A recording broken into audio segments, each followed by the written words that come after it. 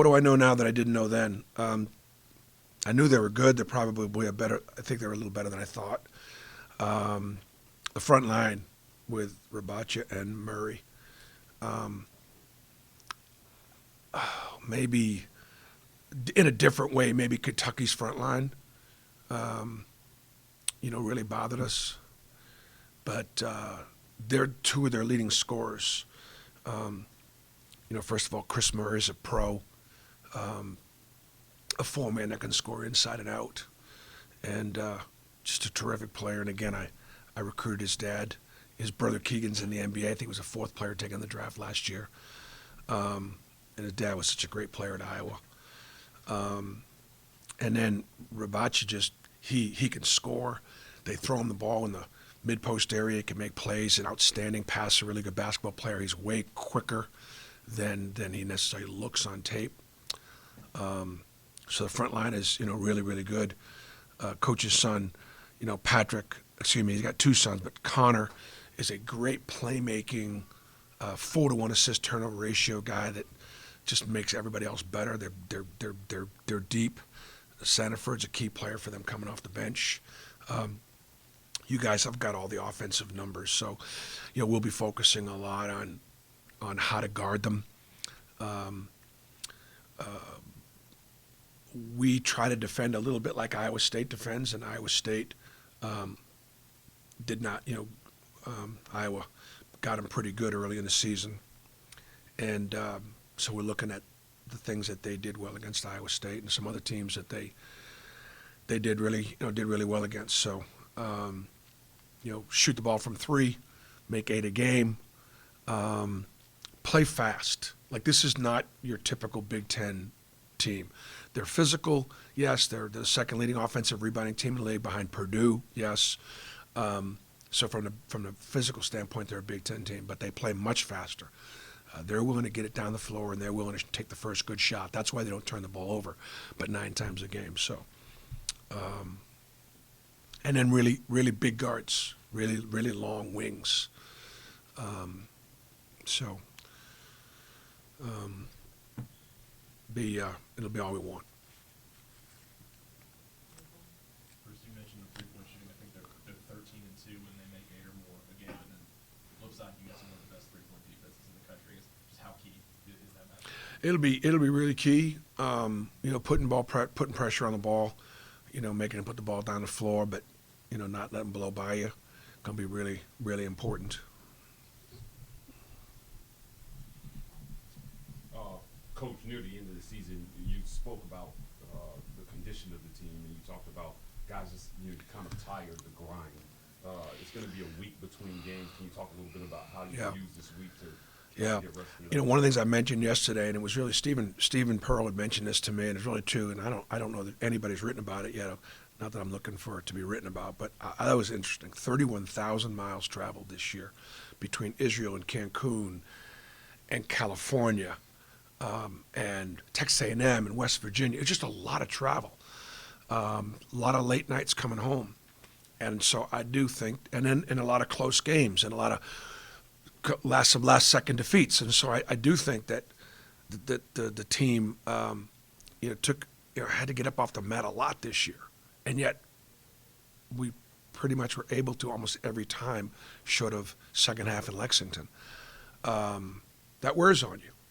I do think that what we've done since we came back was we traveled back Friday. We had a really hard practice on Saturday. We took yesterday off, and we'll work 2 days against Iowa. And I think the guys will be fresh and excited about playing now. I think there'll be some new wind in their sails. And I think the other thing to emphasize is, this is the 12th NCAA tournament in 117 years of Auburn basketball. Our guys are excited about making it. There are a lot of good teams that are been left home, and I do think the body of work has more than clearly been a contributing factor to who was in and who was not in. We ranked 4th in number of appearances against NCAA tournament teams. I mean, we've been talking about the schedule and talking about it, not complaining, but we've been talking about the challenges of our schedule. And so only Kansas and Texas and Baylor played more NCAA tournament teams than we did. Bruce, a lot of attention on Iowa's offense, obviously. When you talk about defense, they do a lot of different things. What stands out to you? They press, they zone press, they man press. They're good at it. They got really good length. I'm sure they'll try to bottle up Wendell Green and see if we can turn us over some. They have some drop back, a really nice drop back matchup zone. It's a zone that we play some, so we're familiar with it. But again, they're big and long, and they like it. They play it in crucial situations. They play it on short clocks. They play it out of timeouts, so they've got confidence in it. So we'll prepare for it. Bruce, well, just one thing. The 31,000, round trip or just single way? I'm sure that's all the travel, round trip, yeah. So I got that clarified. And then, this one there, man, you've been to the tournament quite a few times. What are some of your just fonder memories of, obviously the Final Four run, but other than that, like, just your time going to the tournament and what it's meant to you? Well, it is clearly more fun for your family and the fans. We're working, but it is really exciting for the students and for your alumni and for your fan base to be part of this, March Madness. It takes one game, one win to get to the final 32 teams. It takes 2 wins to get to the Sweet 16. Now, have to beat Iowa and then either Northern Kentucky or Houston, that'll take some doing. But, it's just, and because it is so hard to get into, it's really special. 95, we won a national championship. 94, we finished second in the country. We lost in the championship game. I think advancing, anytime we've advanced, obviously you feel like, you just feel a great blessing from God and knowing that was His plan and grateful for it.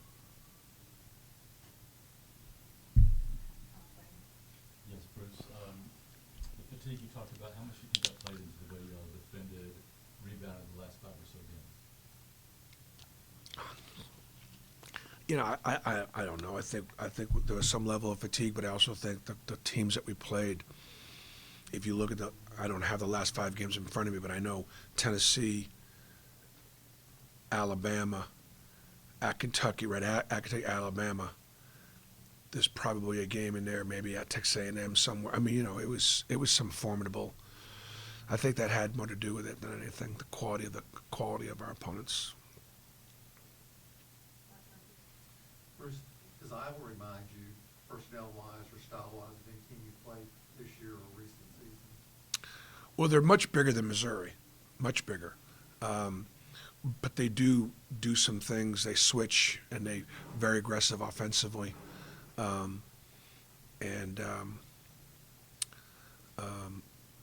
They just remind you of any of the more up-tempo teams that we played against. Just that they remind me a little bit of Arkansas because of their length, because of their size, and because of their big wings. Bruce, so it's very unexpected to have you guys in Alabama and Birmingham. Obviously, the city's buzzing for that. Of course, the state too.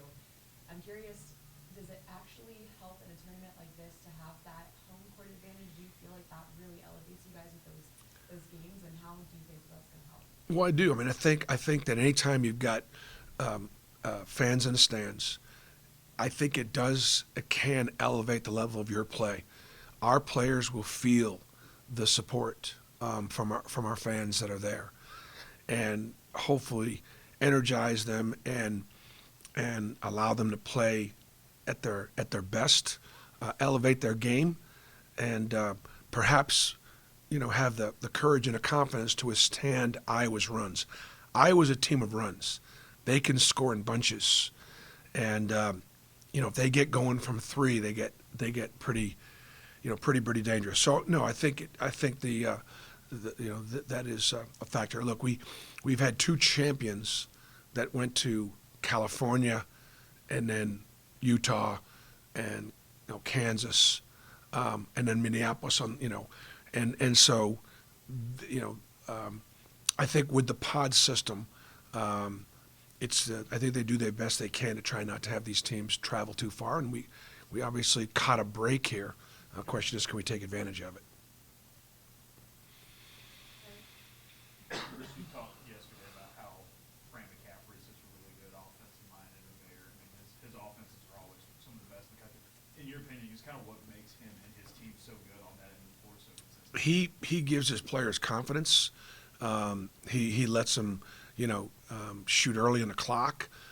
He's not, I think so oftentimes you look at great offensive coaches and you think they're going to, run Princeton, or they're going to, every piece has got to be in the right spot at every time, and they're all controlling.